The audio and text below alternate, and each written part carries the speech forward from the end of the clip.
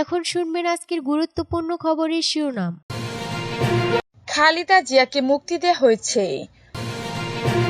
সংসদ ভেঙে দিলেন রাষ্ট্রপতি মোহাম্মদ শাহাবুদ্দিন।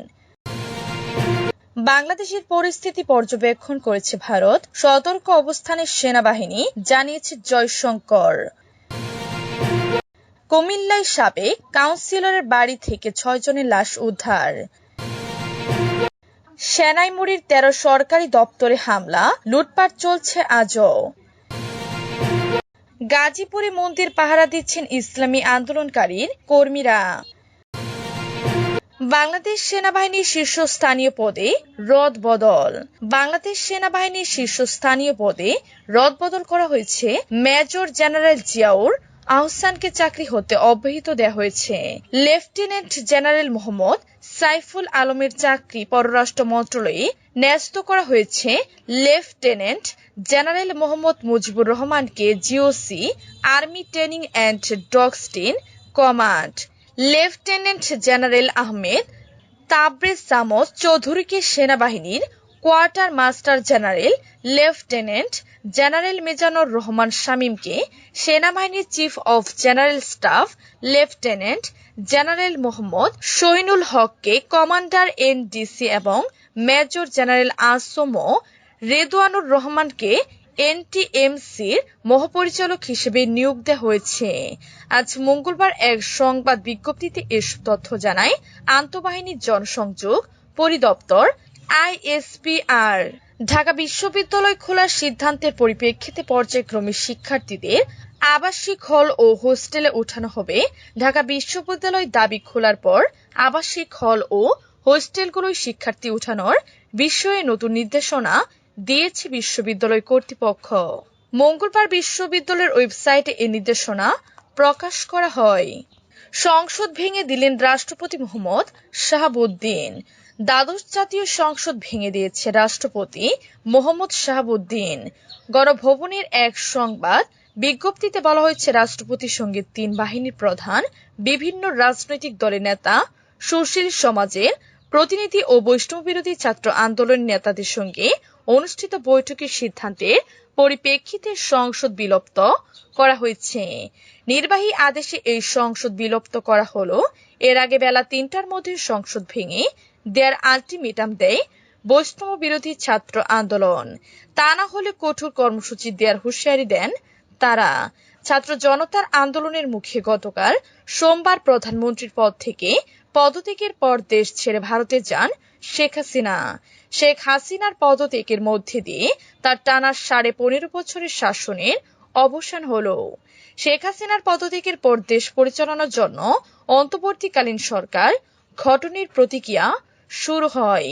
এ বিষয়ে গতকাল বিকেলে বঙ্গভবনে 3 বাহিনীর প্রধানদের উপস্থিতিতে বিভিন্ন রাজনৈতিক দলের নেতা ও নাগরিক সমাজের প্রতিনিধিদের সঙ্গে বৈঠক করেছেন রাষ্ট্রপতি মোহাম্মদ শাহাবুদ্দিন।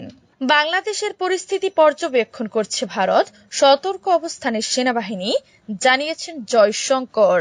বাংলাদেশে উদ্বৃত্ত রাজনৈতিক পরিস্থিতিতে পর্যবেক্ষণের নীতি অনুসরণ করবে ভারত। পাশাপাশি দেশটি সেনাবাহিনীকে সতর্ক অবস্থানে রাখবে। ভারতের পররাষ্ট্রমন্ত্রী এস জয়শঙ্কর আজ মঙ্গলবার পার্লামেন্টে অনুষ্ঠিত সর্বদলীয় বৈঠকে একথা বলেন। তিনি বলেন, শেখ হাসিনাকে ক্ষমতা থেকে উৎখাতে ষড়যন্ত্র থাকতে পারে।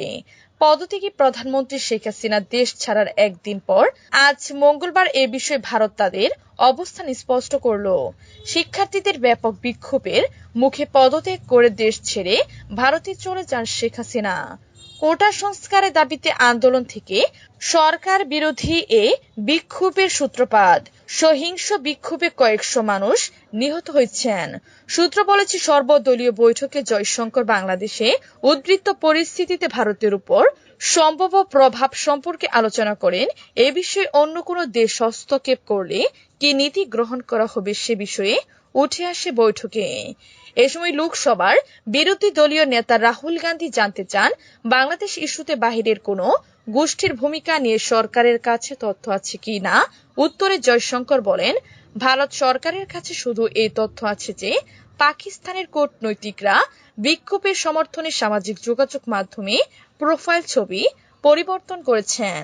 বৈঠকে রাহুল গান্ধী ছাড়াও কংগ্রেসের জ্যেষ্ঠ নেতা কিশে বালুগোপাল, জনতা দলের লাল্লান সিং, সমাজবাদী পার্টির রামগোপাল যাদব, তৃণমূল কংগ্রেসের প্রদীপ বন্দ্যোপাধ্যায় সহ আরো অনেকে উপস্থিত ছিলেন।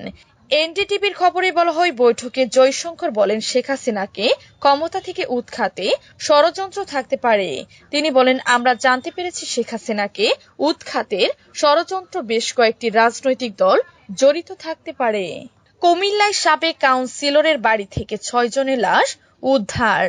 কুমিল্লা নগরীর আশুকতলায় সাবেক কাউন্সিলর মোহাম্মদ শাহ আলমের 3তলা বাড়িতে বিক্ষুব্ধ জনতার আগুনে অন্তত 6 জন নিহত হয়েছে। গতকাল সোমবার রাত ও আজ মঙ্গলবার সকালে বাড়িটি থেকে তাদের লাশ উদ্ধার করা হয়। তাদের মধ্যে 5 জনই কিশোর।